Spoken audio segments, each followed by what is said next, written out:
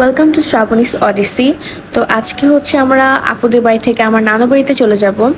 আসলে মেনলি আমার কাজিনরা মিলে হচ্ছে নানু বাড়িতে চলে যাব, আর আম্মু হচ্ছে দাদু বাড়িতে যাবে। আর ওই যে হচ্ছে আপু দাঁড়িয়ে দাঁড়িয়ে হচ্ছে যে কাঁচা আম খাচ্ছিল।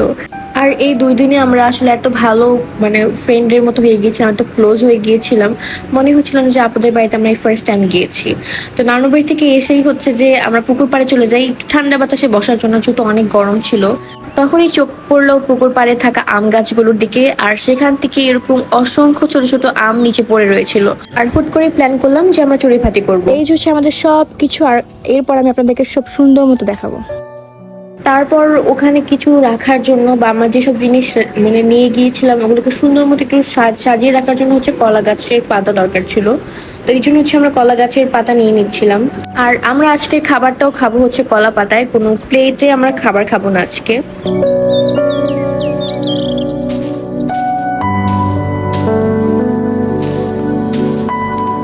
যেহেতু এটা বাগান ছিল তাই আমরা সুন্দর মতো একটু ঝাড়ু দিয়ে নেই, যেন আমাদের রান্না করতে কোনো অসুবিধা না হয়।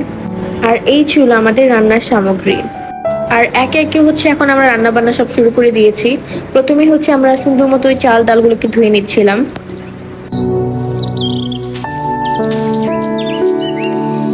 বাগানে আমরা যথেষ্ট জিনিসই নিয়ে গিয়েছিলাম, কিন্তু চপিং বোর্ডটা নিতে মনে ছিল না। তারপর আমরা হচ্ছে এই প্লেটটা রেখে প্লেটটাকে চপিং বোর্ডের মতো ব্যবহার করি, আর এটার উপরই হচ্ছে যাবতীয় টুকটাক কাটাকাটি করি। আর অন্যদিকে হচ্ছে আমার কাজিন আমাকে সুন্দর মতো আলু কেটে দিচ্ছিল ভাজার জন্য। একে একে আলুগুলোকে সুন্দর মতো হলুদ লবণ মরিচ দিয়ে মাখিয়ে নিই।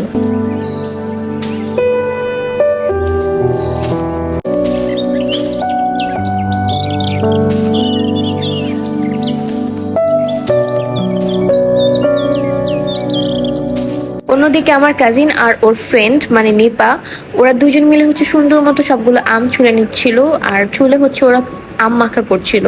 আর আম মাখাটা খেতে এত মজা হয়েছিল, মানে অনেক মজা হয়েছিল। নর্মালি বাড়িতে যে আম মাখাটা করা হয় সেটার দেখে মনে হয় এই আম মাখাটা আরো 10 গুণ বেশি স্বাদ হয়েছিল।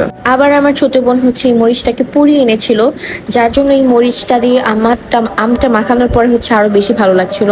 একদম ঝাল ঝাল একটা আম মাখা, আপনি পিকনিক করছেন আপনার কাজিনদের সাথে, আর একটা বাগানে, তাও আবার যেখানে কোনো মানুষ নেই। ব্যাপারটা কি দারুণ, তাই না? আর এখন ছিল সব থেকে হার্ডেস্ট পার্টের, এখন হচ্ছে আমাদের চুলা জ্বালানোর একটা ব্যাপার ছিল। আর অফকোর্স আমরা তো এইভাবে চুলা জ্বালানোতে অভ্যস্ত না, তো আমাদেরকে হচ্ছে মেনলি ভাবি এসে হেল্প করছিল, আমার কাজিনের ওয়াইফ। তো ভাবি যেহেতু গ্রামে থাকে সো অফকোর্স সে পারবে।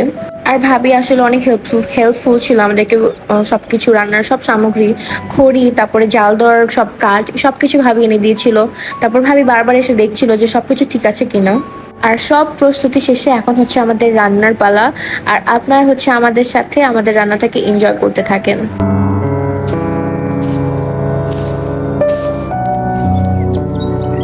এতটা গরম হয়ে গিয়েছিল আমাদের কড়াই, যার ফলে হচ্ছে আমি ওখানে হাতও দিতে পারছিলাম না, খুবই তাপ লাগছিল হাতে।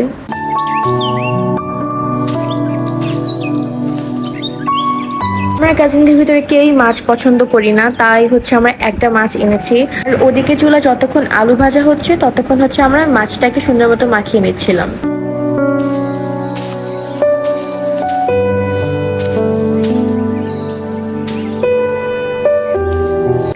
এরপর হচ্ছে যে আমরা ডিম হচ্ছে কাঁচামরিচ পেঁয়াজ টমেটো এগুলো দিয়ে একটা ডিম সুন্দর মতো এটাকে একটু ভেজে নিচ্ছিলাম।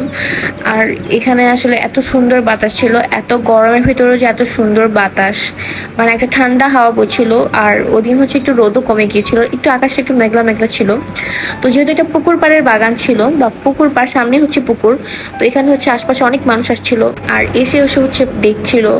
এবং যে এখান থেকে একবার গোসল করে বাড়ি যাচ্ছে সেও আবার ফিরে এসে দেখছে যে আমাদের রান্না বান্না হচ্ছে কিনা বা কত দূর হয়েছে। তো এই ব্যাপারগুলো আসলে অনেক ভালোই লাগছিল। আর এরপর হচ্ছে আমরা টুকিটাকি ভাজা পোড়া সব শেষ করে এখন খিচুড়ি রান্নার পালা। প্রথমে হচ্ছে পেঁয়াজ দিয়ে দিই, তারপরে খিচুড়ি রান্নাতে যাবতীয় যত ধরনের মশলা লাগে সবই একটু একটু করে দিয়ে দিই।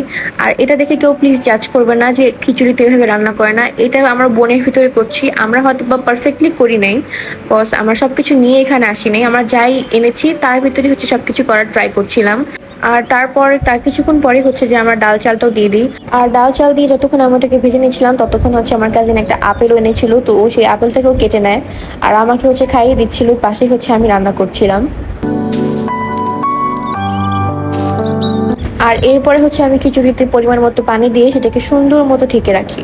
এরপর হচ্ছে আমরা কাজিনরা, আমার বোনদের সাথে হচ্ছে আমি পুরোনো দিনের স্মৃতিগুলোকে মনে করছিলাম যে একসময় তো আমরাও ছোটবেলায় এরকম কত খেলাধুলা করেছি। আর এখন আমি মনে হয় কত যে বছর পর এরকম আবারও এরকম পিকনিক করলাম বা এরকম চড়ুইভাতি করলাম। যতক্ষণ ওদের সাথে গল্প করছিলাম ওদিকে আমার খিচুড়িও রেডি হয়ে গিয়েছে। আর এদিক দিয়ে হচ্ছে যে আমি এখানে সুন্দর মতো প্লেটিং করছি কলা পাতা দিয়ে, যেহেতু আমাদের আজকে কলা পাতা দিয়ে সবকিছু করার কথা। আর এই যে হচ্ছে আমি সবার প্লেটে বা সবার কলা পাতায় এখন সুন্দর মতো সমানভাবে খিচুড়ি বেড়ে দিব। তারপর একে একে আমরা সব কিছুই বেড়ে দিব সুন্দর মতো। আর আমি আসলে অনেক ভয়ে ছিলাম যে কেমন না কেমন হবে, কারণ খিচুড়ি আমরা যেভাবে নর্মালি বাসায় রান্না করি এটা একটু ডিফারেন্ট ভাবে রান্না করা হয়েছে, একটু কম প্রণালী দিয়ে। কিন্তু আমাদের খিচুড়ি কিন্তু খেতে দারুণ হয়েছিল, মানে আমাদের এক্সপেকটেশনের একদমই ঊর্ধ্বে ছিল।